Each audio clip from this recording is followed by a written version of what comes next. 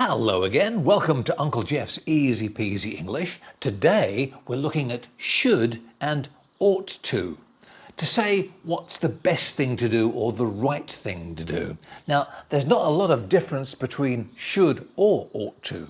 However, ought to sounds a little more formal. You don't look very well. You should see a doctor. Or, your aunt was very kind to me. I ought to write her a thank you letter. You can also use negative forms. For example, people shouldn't break their promises, or people ought not to break their promises.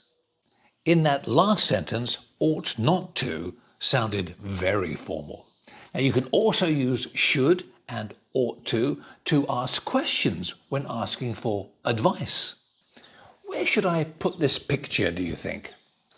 Or, it's a difficult problem. How ought we to deal with it? Again, in the last example, how ought we to deal with it sounds very, very formal. Something you might hear the Queen or Prince Charles say.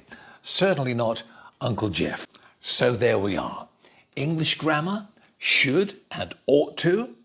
With Uncle Geoff's help, they're both easy peasy. Thank you for watching. We'll see you next time on Uncle Geoff's Easy Peasy English. Bye-bye for now.